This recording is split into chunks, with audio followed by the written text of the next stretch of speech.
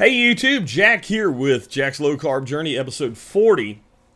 Yesterday we spoke about the concept of sustainability of the keto diet and how people saying that it's not a sustainable way to eat. In other words, you can't continue to eat that way is, well, stupid. It doesn't make any sense.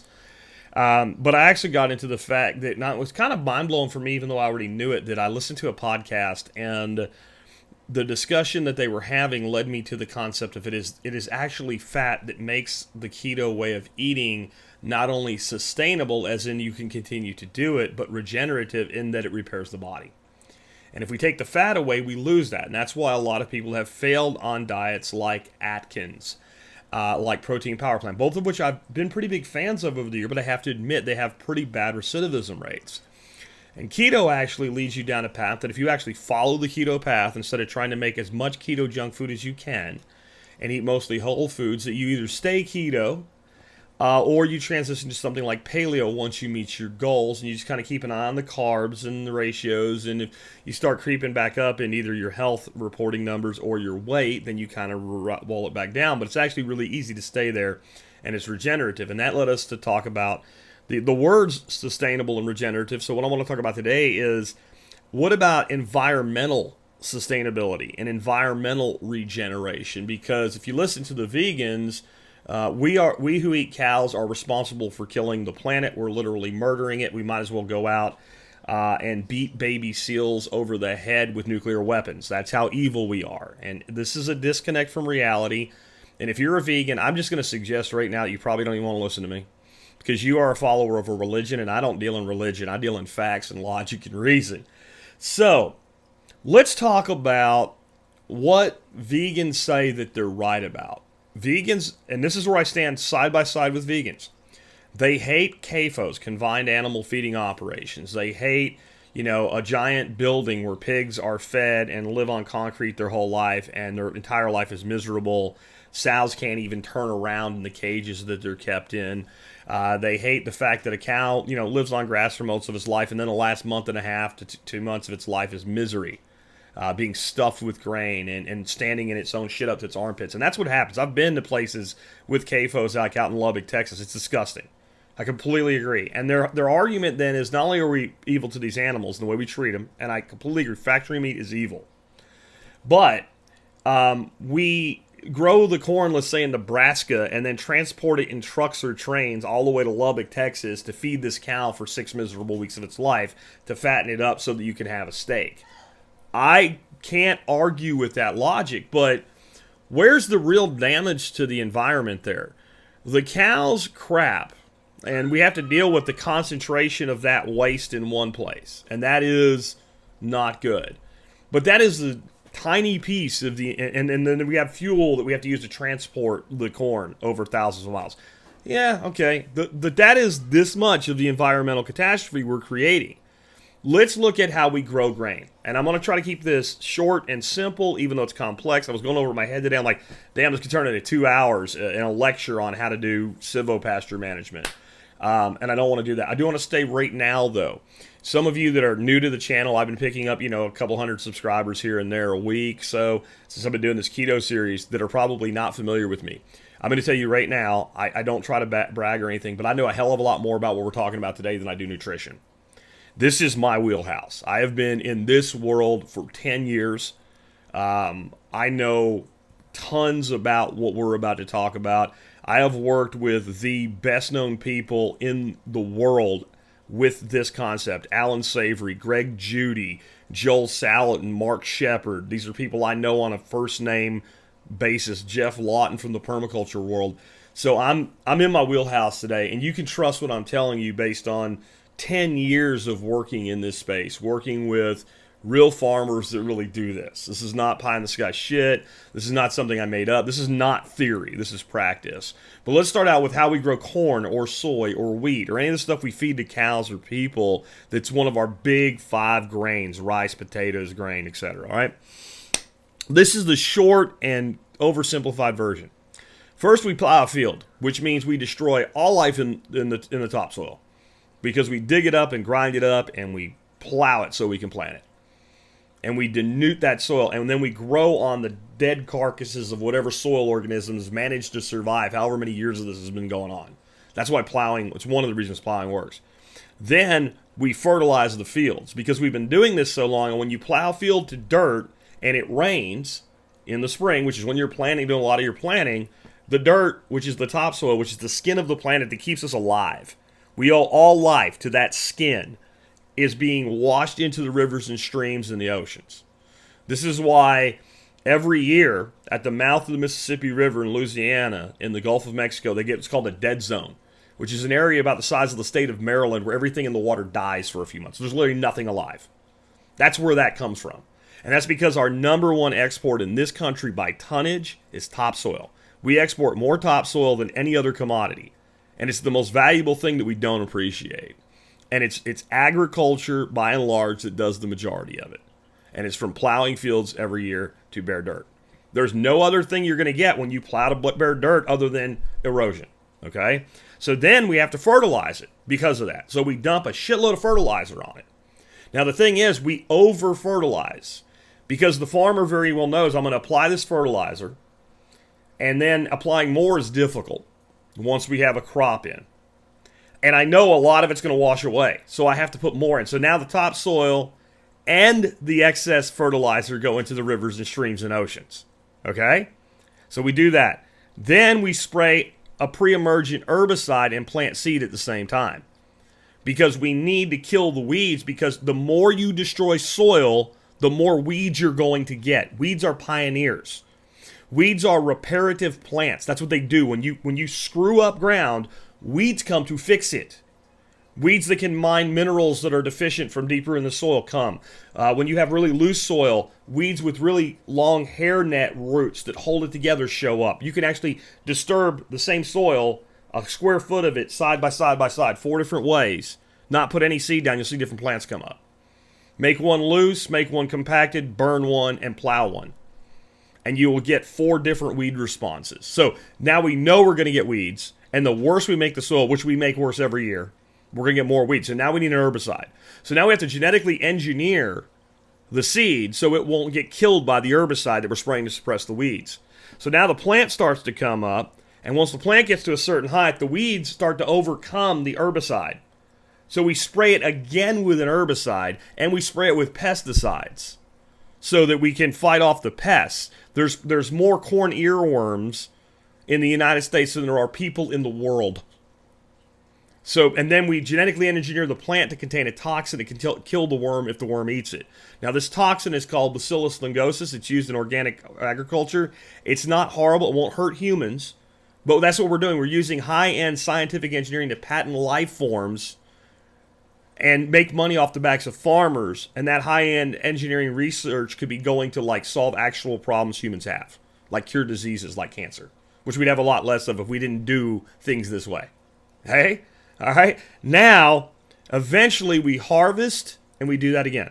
This is way oversimplified, and it takes the problem that's this big and makes it look this big. As bad as it sounds, it's a lot worse. But I don't have time, or we're going to get into 3 hours of lecture here. And I don't think you want that. But that's the basics of how we farm today. We can raise animals like pigs, cows, chickens, turkeys, ducks, etc. in what we call a Savanna-mimic based rotational pasture system. This is also called silvopasture. Silvo means trees. So tree pasture. What you really need to understand, to understand how important this is, that we actually start doing this on a large scale again. The savanna ecosystem. When you think of African's plains game and you think of, just hundreds of thousands of wildebeests and gazelles and all moving across the plains in this like sea of animals. We think of the fields. We don't really realize how many trees are in those systems if we haven't destroyed them. That system, that savanna ecosystem, which we mimic with silvopasture systems when we design them on purpose, is the most productive land-based system on the planet. No other system makes more topsoil, more fertility, and produces more calories per acre than a savanna-based ecosystem. None. The next place you can go that's almost land-based is like a what are they called? The trees that grow out of the water. It's escaping me. Mangroves. A mangrove-based marine system is the only thing that's more productive. And it's sort of kind of on land, but it's not really. Land-based, Savannah is the number one system. And it's because here's a principle of ecology. All abundance occurs on an edge. Okay? And when you have a Savannah-based system, what you have is lots of edge where field meets tree. And that is where abundance comes from. Okay? Now, the way that system works is these huge herds of animals are chased around by predators. And they also eat a lot of stuff. They all stay together to protect themselves. You don't see like gazelles wandering off by themselves. If you do, chomp. Cheetah, lion, whatever, eats his ass, right? Because he was a dumbass and he left his herd. So they stay together for protection. And they move and they migrate. And they don't stay in one place very long because they eat enough, they crap enough, they trample enough. Hey, it's not really good here anymore. And that lion prod's getting awful close. Let's move along. That system maintains itself without a single thing being done by a human being. That system is infinitely regenerative. Unless you have a major ecological catastrophe of some sort, that system is just amazingly stable. It lasts for millennia and millennia, and every bit of it gets better every year.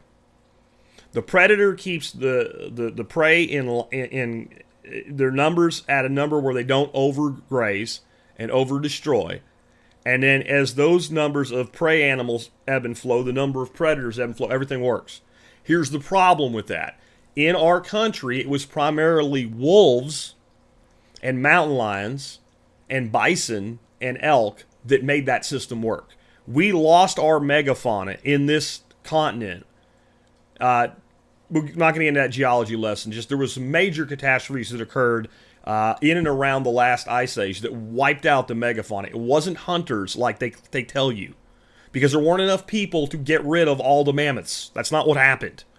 Okay? It was barely able to get rid of all the buffalo with gunpowder in the 1800s here in this country, and supposedly a couple guys running around atlatls got rid of a mammoth population that dwarfed the bison population. It's not a thing. There were catastrophes that occurred that left us with our primary megafauna. You might be thinking about deer. Deer are edge species. They live in that edge. They don't maintain savannas. Elk and bison maintain savannas. Can't bring them back. I would love to, but unless you want to start living in a teepee and following game herds around like the Native Americans did before we got here, can't do it. You cannot have roaming herds of millions of bison with an interstate highway system and fencing. You can't do it. And I don't think people want us to reintroduce grizzly bears, right? I don't think they want us to reintroduce mountain lions, and I don't think they want us to reintroduce wolves around suburban neighborhoods. So we can't bring that system back. We can mimic that system. And the way we mimic that system, first thing we need is a great big dominant ruminant in that system. That is a cow. A cow stands in for the buffalo. Then we can have other critters that go along with that system to make it better, improve it, and give us a higher yield per acre. The best ones are pigs and chickens. Why? Because what do Americans eat?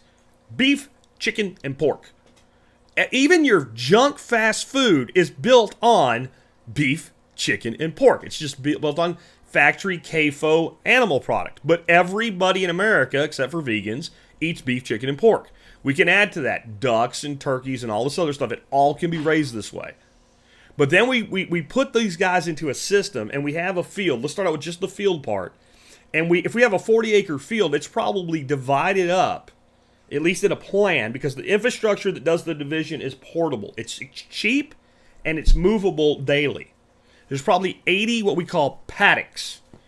And that means even though we have 40 acres, probably all the cows that we have on that land at one time are confined to a half to a full acre, depending on how this piece of land is being managed. There's way too many things to get into those variables. You might think, oh my God, that's horrible. No, it's not. They're not like this at a CAFO. They're not standing in their own shit. They're happy. Remember, ruminants stay close together in a herd, and they move if they are in a natural system where they have predators to worry about. We use this electronic portable fencing to move our cattle through this system. And what we're doing is it's simple but sophisticated. The farmer has to be a good land manager, and he looks at the grass, and there's like a Goldilocks zone we want to keep that grass in. We don't want it to get too tall, and we don't want it to be eaten too short. It's that middle part. That's the best grass, and that is the best way to keep that system healthy. When those cattle eat that down to that point where they've taken about 30 to 40% of graze, depending on how we're managing that land, it is time for them to move. Once we know how many cows we have, how good our pasture is, we know how big to make our paddock, so that all we have to do is move them once a day. We don't have to look at it. We just know. Tomorrow they're going here. The next day they're going here. We have a pattern now. We can tell a whole year, and I can look and say on August 34th, unless something goes crazy, my cows will be here. See how simple that is? Now we create what's called a leader-follower system. Somewhere behind the cattle, not directly behind them, are our piggies. And the cow patties lay out in the field. They've been trampled by the cows. The pasture's starting to come back. The pigs will eat pasture grass too, but they're omnivores. They eat more than grass. That's why we put them behind instead of in front of the cattle. The cow patties are laying there. We get all kinds of grubs and stuff living in our soil now because we're not killing it. Pigs root that up. They eat the grubs. They eat whatever they find, etc. They also defecate and trample. We have to feed them. So with the cows, we don't have to feed. Once we have pasture established, we don't have to feed the cows shit. They're good.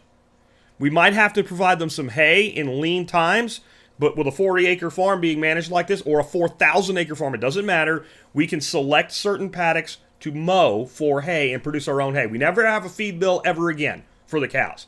The pigs will need some supplemental feed. We're going to have to feed the pigs around 40% in the beginning, if we don't do anything else, of what they would be fed if they were in a confinement situation. They'll get about 60% of their food from the land, and we can do better. We can get to where they're only getting about 20% of their diet from feed. It takes time, but we can do it. So the pigs come through. Somewhere behind them, probably in what's called a tractor, which is a little bit easier to move chickens in, we have chickens following the pigs. The chickens come in, and there's cow patties, what's left of them, there's pig patties, whatever, and chickens scratch. That's what they do. We have lots of bugs. Chickens love bugs. We can cut their diet or their cost or their feed, the number of about food we have to feed them, also by about 40 to 80%, depending on how good we do long term. But right off the bat, we're down to giving them 60% of the feed that they would get given in a system where they're kept in a chicken house. 60%. 40% of that feed requirement is gone. 100% for the cows, 60% for the pigs. And we've only gotten started. We haven't planted trees yet. See, people tell me I'm not ecologically concerned or whatever. I'm the guy that wants to plant 1 billion trees, because that's what it's going to take to do this across the whole Midwest. 1 billion trees. And the primary trees I want to plant, oaks, pecans, and chestnuts. Why? Because all of those are not only food crops for humans, they're food crops for animals. Now, here's the thing. So if you know about cows, cows will kill themselves on food if you let them. And one thing cows can kill themselves on is acorns. Acorns have tannins in them. We can mitigate this by planting low tannin versus high tannin acorns. This is not something science needs to create. We have tons of options already. So we plant these rows of trees, and all we're going to do is make sure that anything that can hurt the cows, like acorns, we don't have them everywhere. And that way we can just strategically make sure our cattle are not along those tree lines in those paddocks when those trees are dropping mast. That's all we have to do, and we don't have to worry about that anymore. But you know what loves acorns? Pigs. The most expensive pork in the world is the Iberico pork from Spain. Do you know why it's so expensive? Because it's finished on, you guessed it, acorns, which are basically free once an oak tree starts growing. Have you ever seen how many acorns one oak tree drops? So we actually schedule our pigs to make sure they are in those paddocks with adjacent oak trees at the time that those oaks are dropping acorns. Now we have the most expensive pork in the world being produced for about the price of Smithfield garbage pork. So it's not expensive anymore, it's just high quality. So now we're producing pigs and cattle, and we're bringing chickens to the party. Okay? What we can do, though, is those pigs will never eat all those acorns. Because to have enough pigs to eat all the acorns, we'd be overgrazing the land. There'd be too many pigs. So there's going to be a shitload of acorns left over. Even when the chickens come through, they're only going to get so much of it. Chickens have a hard time opening up an acorn. So we can use the existing agricultural equipment that exists to just basically pick up all the acorns. They can be stored like grain, and they can be run through a cracker, basically a grinder that's a coarse grinder, that the farmer can own on his land. And then that acorn crop, that chestnut crop, whatever's not good enough to sell the market of the chestnuts, can now be feed for the pigs and the chickens, not just at that time of year, but throughout the year. Now we're buying the chickens about 20% of their food in. The pork we're now maybe buying in 40% at the most. The cows we have no feed bill for.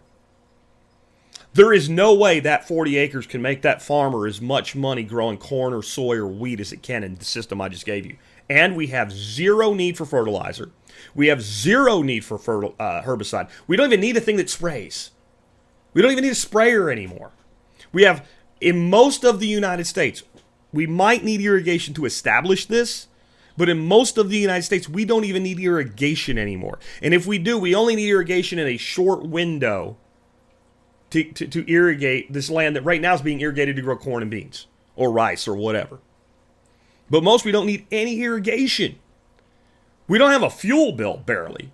By the way, though, we can grow about 1 acre of black oil sunflower on this land, and a farmer can have the equipment on site to squeeze those seeds, get the oil out of them, and make enough biodiesel to run the farm equipment for a year from 1 acre of black oil sunflower seeds.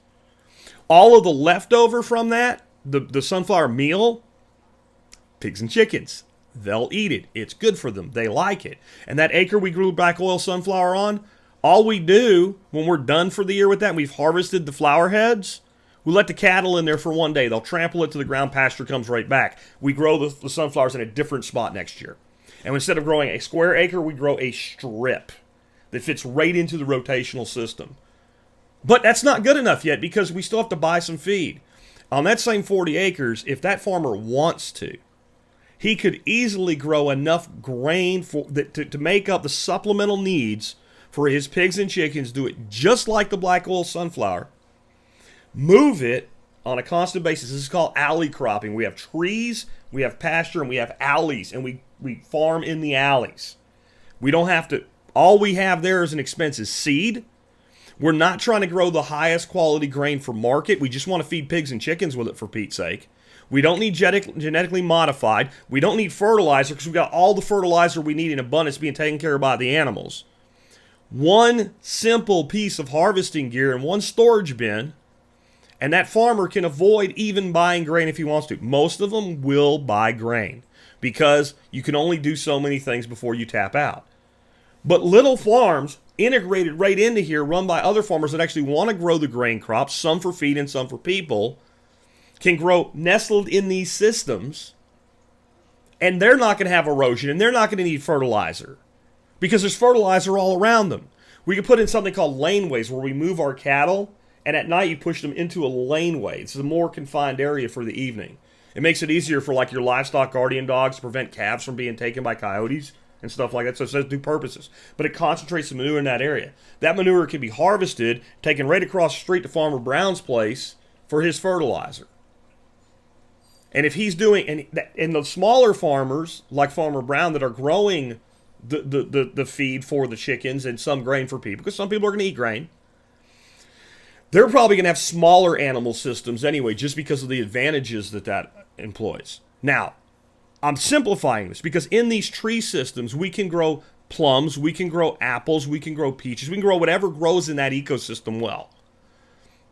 Persimmons, etc. Some of that can be for human consumption. A lot of it can be just allowed to drop as mast. Now you've got apple and persimmon finished chicken and apple and persimmon finished pork. You got persimmon trees where the cattle can graze late in the year because you're not worried. The cattle won't die from eating persimmons. Persimmons hang on the tree really late in the year, high concentrated source of carbohydrate. Carbohydrate's fine for cows. They like it. And in winter, they really need it. Well, those hang on the tree really, really late in the season. After all the leaves have fallen, you still got a lot of persimmons hanging on there. The wind comes and they drop. The cattle eat them. They get a high carbohydrate yield when they need it. I could keep going, but this system, it eliminates CAFOs. It eliminates the need for fertilizer. It eliminates the need for genetic modification. It eliminates the need for herbicide. And it feeds the whole planet. You can feed, there's a whole shitload of land out there that you can't farm. At least you can't really farm it in a way that makes any sense without subsidies and fake energy inputs that can run systems like this and get better. There are parts of this country that are desolate, that are not desolate because of what we did. Like I said, there were ecological catastrophes around the Younger Dryas period where some parts of this country were wiped out now for 10,000 years. We can actually fix even some of those places with these systems. This works. Again, it doesn't need any technology. We don't have to develop a technology to do this. We don't have to engineer a solution to do this. This exists and it works right now. And people like Greg Judy are doing it. People like Joel Salatin are doing it. And guess what? They're not magic men. We should not be looking at people like that, Alan Savory, etc., and go, oh my God, wow, I can't believe. No, they're just, remember I talk about following the keto system is like building a fire? You start with the tinder and a little bit of this, and you add that, and you can pyramid shape, and then when you put a spark on it, you get a fire. Okay, Savanna-based mimic silvopasture systems restore land and produce an abundance of food. They just do.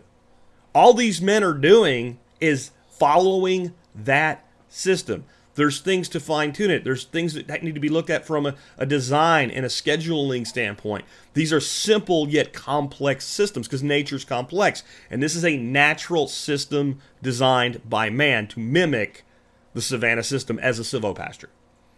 But it's not hard. And we already know everything we need to know to do this.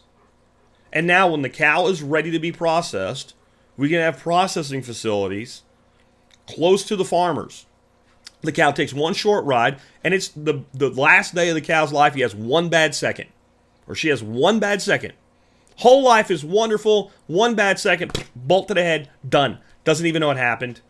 And next thing you know, you have the best, most nutrient-dense protein in the world on your plate for half of what you pay for it now. The farmer has more money because he's spending less money to produce.